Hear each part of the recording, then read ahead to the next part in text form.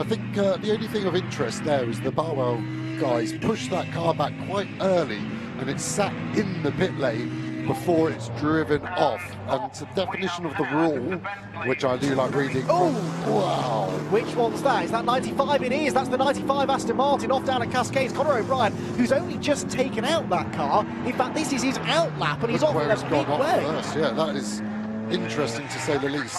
That's the Bentley, but that's nowhere near on the circuit. That looks like it's going into the second chicane at Knickerbrook to me.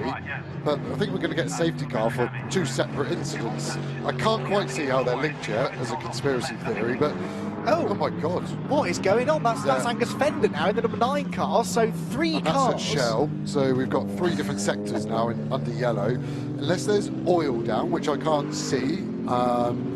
I mean, the O'Brien car had a lot coming off it, so I'd expect some oil and debris to be at Cascades, but the car looks all right there. To me, the Bentley looked like it had rear damage, the way it was sat down. Yeah, I'm going to need a bit of time to decipher this one. Got the yellow flags out. I can't see the safety car board just yet. I think there is one just opposite us, but they've not yet told the teams on the timing screen.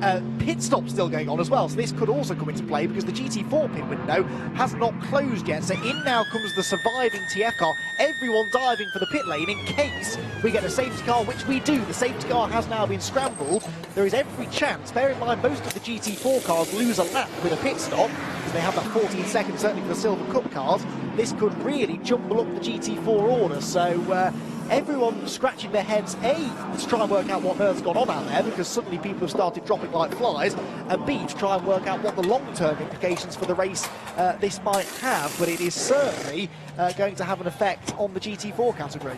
Yeah, it's always better to pit under safety car, because obviously your rivals on circuit are circulating slower. The negative is it's a bit of a Russian roulette with where you rejoin. So you can't rejoin the circuit if the safety car has left the last corner. So the pit exit light will go red. And that's just to stop cars rejoining the safety car train in the middle of it. So you can get lucky and find a lot of time. Ideally, you would have waited a lap longer for the safety car to have slowed everyone down to a lower speed, but maybe they would have been tight on that pit stop window. So not front end damage, but the car's gone off around that little kink down the avenue. So let's get the replay lined up and let's try and decipher what's happened. So car on his inside, and that's the Bentley, and that is the Bentley. So the Bentley's gone down the inside, there's been contact, so the Bentley then, wow, that McLaren's done well. So then I think the McLaren's been hit by a wheel. Looked like it was a wheel bouncing along. So the conspiracy is the Bentley and the Aston have come together. The Bentley's then taken the old Foster's circuit and ended up at Knickerbrook 8 corners later.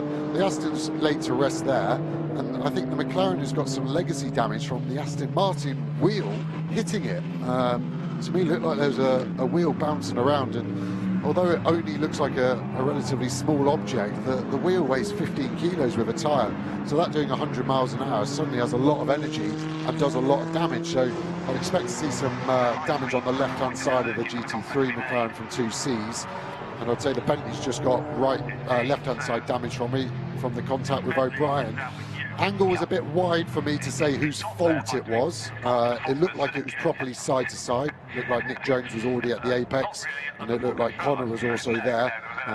Sometimes you can have an accident without it being someone's fault. It can generally be a miscommunication, it can be a misunderstanding, but the ramifications of that were pretty spectacular. And yeah, you can see the rear left of that McLaren has taken a wallop, and I think that was from the stray wheel of the Aston Martin. There's definitely no tyre on that left-hand rim. So just try and... Could he run over debris, maybe? Could it be a simple I mean, there's the intelligent money, good plug for them board. But you see that wheel coming off the Aston Martin in the middle of the grass now. And I think that just smacks the back of the car. And that's probably equivalent to 250, 300 kilos of force. And we build them strong at McLaren, but funnily enough, I don't remember doing the development on getting smashed by a GT4 well, this should be an tyre. interesting view. So this will be Nick Jones coming stage left, and this will confuse the hell out of anyone on track. And hopefully, obviously, there was no damage. And I think he's done a really good job there to get it slow and stopped up. And then because the damage is so severe, he's just parked the car up, and it might not even turn more than that if he's got steering damage, and that's where he has to leave the car for his Sunday afternoon.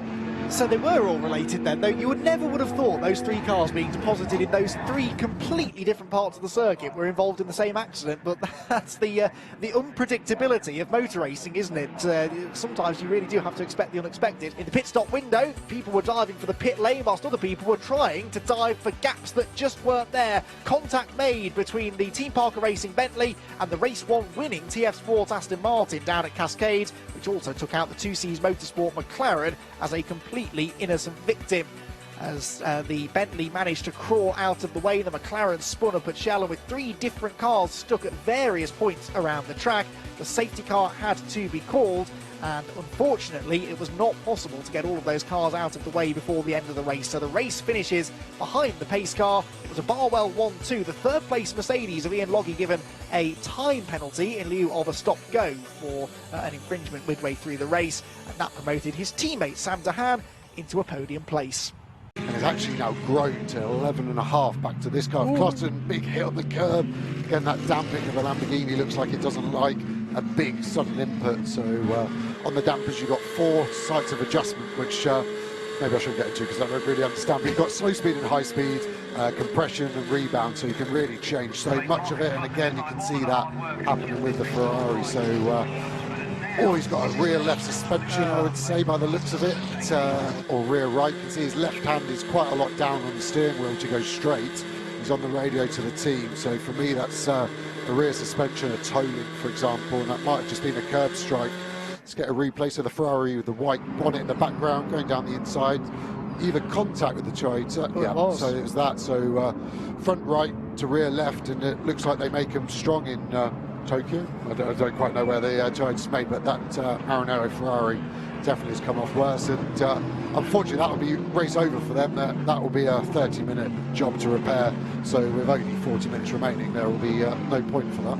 That is a shame as well, because they were going strong, weren't they? They've been given a warning for exceeding track limits in turn 1. That, quite frankly, is the least of their worries now. But yeah, the Ferrari of Matt Griffin and Duncan Cameron out of the race. Had both of the Ram Racing Mercedes behind him. Jelmer Berman, having got past Patrick Kujala, was then setting off after the Lamborghini. Contact down at his lobs between the number 51 Ferrari of Matt Griffin and the 23 Toyota in GT4, which had a bit of a troubled race and eventually failed to finish. It was given a penalty for that bit of contact. Then it ran wide through Knickerbrook a few laps later, and later on in the race pulled off with some sort of issue, possibly a legacy of the contact that they'd had earlier on. But the Toyota, after a really strong debut in the championship in race 1, Dean McDonald, Sandy Mitchell, Patrick Kujala and Jelmer Berman, and Kujala again there running wide out of Cascades corner. I haven't seen any warnings for him though, so maybe, oh no, that's off goes Matt Cowley. I interrupt myself there from a third position in GT4. That's a real shame for Academy Motorsport. They were on for a good result, and it benefits James Kell, who gets himself back up 1 position now. The Mustang though has gone grass tracking, and well, Joe, that's an easy mistake to make, and actually usually more costly than that, because that barrier tends to come up quite quickly. Yeah, luckily the grass is dry up here, so it stopped him pretty quickly, but you can see how far he went, and that gives you an appreciation of the speed exactly they've got there. Hopefully he can get going again, one for his own sake and get back into the race, but otherwise that would most probably have to be a safety car to recover that car, which would definitely spice things up, so fingers crossed maybe there is one. Well, indeed, although we only have 9 minutes left on the clock. The race has flown by, and so a safety car now would take us quite close to the end of the race. And actually, things are hotting up quite nicely all on their own, aren't they? Because Sandy Mitchell has dropped back again now from Dean McDonald into the clutches of Kujala behind. And we're on board now with the Mercedes that was started by Sam Dahan. But Patrick has now taken over, climbs over Deer Leap in towards turn 1. There's some traffic in front of them. That's the 58 HHC McLaren of Jordan Collard running second in GT4, and they're going to catch him down towards Cascades. And there's a yellow flag out there. So safety car. Oh dear, well, you were right again, Joe. That's twice today. You're on a roll. Out comes the safety car, and well, there are winners and losers anytime the safety car comes out. The big loser, really, Michael O'Brien, because you mentioned it a lap or so ago. He was matching Ollie Wilkinson pretty much 10th for 10th. The gap was sat at about 1.7, 1.8 seconds. It will now be absolutely nothing, and he's going to have some defensive work to do as and when the race gets back underway. So the safety car out for the first time this season then because of Academy Motorsports' Ford Mustang that's had a spin up at Island Bend. It can't get going. It's in a dangerous position, so the safety car has been called. This, though, gives us an opportunity to hand back down to the pit lane because Kelvin Fletcher, I believe, is down at Speedworks and might be able to shed some light on that pit stop penalty. The downside is he's only going to have a lap or so after the safety car comes back in which to do something about it. Yeah, just sorry, watching the replay on that, it looked like he was probably just looking in his mirror at Wilkinson coming, and then by the time he looked back up, it was too late. And obviously, the grass has quite a lot less adhesion than tarmac, so there was only one way it was going. Odd that he couldn't get going again. Sometimes these cars now are so complex, the wheel speed sensors and all the other sensors, when they go backwards, when it's in reverse, while going at speed, it confuses everything, and its computer says no, and that's it. It needs the laptop plugged in. My fear here is that it's in a bit of a random place. Doesn't look like there's a JCB or anything particularly near it, but it's going to be outside the top 10, I think, to be honest. Yeah, well, they're 8.1. Oh, that is Ewan Hankey on his outlap, I think, going off at Drews. That's not a very Ewan Hankey-like moment, is it? No. He saves the car, very lucky to avoid the barriers there. There was a GT3, I think that was the Bentley, wasn't it, involved? Could he have been offline trying to get out of the way? Yeah, could have even been contact of it. That looked more like his teammates' driving skills. Mia flew at the Scandinavian flick. Proctor has hung on valiantly here. Can he hold on for another 11 minutes? It's downfall and around goes Michael Igoe, right in front of the McLarens. That was so close through the chicane. Michael Igoe from 4th position goes off the road. Through into 4th goes Jordan Witt. Through into 5th goes Lewis Proctor. And off as well goes Richard Neary. Is there fluid down? What's going on down at the chicane? Well, there's certainly gravel on exit that Michael Igoe has brought onto the circuit. And Richard Neary, I think, possibly got it just wrong under braking, didn't he? He lost the back of the car. Nobody else is having the same problem. But now you've got gravel on the road and the stationary car. Peter Daly, the race director, will be watching all of this thinking, come on, Richard, fire it up, fire it up. Can you get going? Sometimes when the cars are hot, you have to sort of wait what seems like an agonisingly long amount of time. But that car is at a really risky point. It's a fast chicane. It's a blind chicane too. You've got the Rexel barrier reducing your view of the first element, and then you've got a car off the road, so keeping an eye to the race control message line. It doesn't matter because there it is back in the race, Richard Neary. But that, for those behind coming across, well, 2 spinning cars really, Igoe and then Neary. That was a massive Co-Brown moment as Ballon now he's all over the back of Proctor. Yeah, but Proctor not letting him go here. 10 minutes to go, and Ballon sideways at Coppice. They're all starting to push the limit now, aren't they? The track is still not perfect. Out onto the back straight he goes. He's got more speed. He's in the slipstream. The McLaren is very good down the straight though. How good is it on the brakes into the chicane? Remember, there's gravel all over the road, and these drivers haven't seen it yet. Ballon's outbraked himself. He runs out too wide. They slide over the gravel, rallycross style through the chicane. Ballon's got no grip out of the corner, and Proctor scoots away. And while all this is going on, still Nick Jones is leading and looking for a maiden victory outright, a maiden victory at GT3, and Richard Neary is off the road again. Anything one green and black Mercedes can do, the other one can do just as well, can't it? Oh dear. Meanwhile, Lewis Proctor's gone 4th for Optimum ahead of Jordan Witt. He's one of the fastest cars on the track, but nearly 14 seconds behind Ballon. Has got this made, really. He's brought most of that gap down, as you see, coming out of the El Hairpin. We're almost into the last 10 minutes as they break again for Goddard's. Caldarelli takes a tighter line this time, pulls back another length as they go out of the left-hander, ready now to accelerate up over the timing line. It's going to be, what, from 3/10, 2/10, yeah, and 0.291 the margin. Caldarelli looks to the inside line down towards Redgate. Kujala defends. They're going to get 5 more laps out of this, I would predict, as they come now onto the top of the Craner curves. If Patrick Kujala has never driven a wide car before, this is the time to do it. That thing has got to grow in width.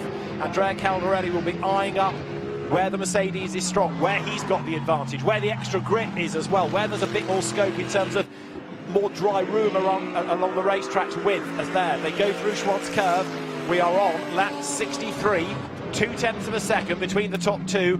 10 minutes of 2 hours of racing to go, and the top two absolutely together as Caldarelli now starts to plan the move, which will begin coming out of Coppice. The last time we covered a British GT race together, David, was Silverstone last year, and we had a similar situation involving a Ram Racing Mercedes trying desperately to get a race win in the dying moments. That day they were racing against Johnny Adam in the TF Sport Aston Martin. They are defending the lead here from Caldarelli. And the problem I think Kujala will have is that we know where the Lamborghini is quicker. It's the final sector, and that's where you do the overtaking. The big stop into Melbourne, the big stop into Goddard, traction off the tight corners. Here we go into the Melbourne hairpin. But Kujala is wise to it and defends the inside line. But the Mercedes should be good out of the slow corners because it's got all that torque. The Lamborghini is good on aero, and here it is. Look, it's quick out of the corner. Caldarelli will get his nose in front on the outside line. Kujala defends the inside line, but even if he gets the lead here, he's going to run out a little bit wide. Caldarelli gets the switch back. He's going to fire the gun alongside him, but that's the outside line for Redgate. Now here, nice long fast pit straight. Can that very svelte Lamborghini get its nose in front to take the race lead going into Redgate? We start lap 64. Caldarelli was ahead by 14,000, so he has led the race, but he's on the outside line. He's going to keep on coming, and he's done it! Fantastic move! Right round the outside goes Andrea Caldarelli to lead British GT at Donnington Park. He deserves that. He worked oh so hard for it, but Kujala has not given up yet. Sam DeHaan comes out to be interviewed. Kujala's car looked for the inside line, but Caldarelli has done it, and now he should be able to stay there. What a stint! If Kujala's going to come back at him, it has to be before the final sector, doesn't it? That's why he was so desperate to get to the inside. Look how much better he's on the brakes into McLean's. Sails into the corner, but on the tight line on the entry, he's slower off the corner. Yes, the Mercedes has low-end grunt and torque off the tight corners, but it's just the traction that Lamborghini has. So much more grip, it gets the power down better, and that is ultimately how he made that stick. It took him the best part of a third of a lap to do it, but he did eventually find himself on the grippier line into Redgate, and now he is starting to get away. What part of traffic had to play in that? There is Ballon, though, who came so close to the championship last year. Off the road, though, I'm afraid, goes Ian Logie, and that's a strange place to end up off the road. He's sort of halfway down the exhibition straight on slick tyres. We saw from the 2C's car earlier on that it's not easy to get off the grass without getting stuck. And the last thing that some teams want here is a safety car. We've got 18 minutes still to go. It's exactly what Sam DeHaan wants, though, because he fought so hard to get back on the lead lap. He'll have just driven past his teammate down the back straight and thought, oh, that's an awful shame that he's gone off the road, but you know what, it might actually bring me back into this. Could be his salvation, couldn't it? So Ian Logie was trying to get momentum to get off the grass. Where is the Mercedes? Didn't see it there, so maybe it has got going again. It was a big, big lose coming out of Coppice, around once, around twice. Real magic roundabout job that, and then Ian Logie tries to get it off the grass, but there's just no traction. But seemingly, I think he has got back onto the road. We'll check at the end of the next lap, and there is a 65-second stop-go penalty for number 9, Angus Fender, for stopping outside the window. So a 1 minute and 5 second penalty for number 9, McLaren, for stopping after the window. Well, the car was 21st and 7 laps down anyway, so there's sort of insult to injury, really, or the other way around. It's all rather academic, but rules is rules. That car's had a pretty torrid day, hasn't it? And through goes Joe Osborne as well. So Joe Osborne follows him through, takes advantage of the slide from the Lamborghini. 2 places lost for Sandy Mitchell, and off the road, just as I was saying nice things about him, goes Dean McDonald spinning away. Well, it wasn't a strong position that he was in, but he was coming through on those slick tyres, which will have no purchase on that wet grass. No, he's going to struggle to get off there, which might be a drama for those in race control, so we need to keep an eye to that. Jack Mitchell, though, getting away from Yelmer Berman. For those in race control, so we need to keep an eye to that. Jack Mitchell, though, getting away from Yelmer Berman, as Dean McDonald struggles and struggles and struggles to get the car.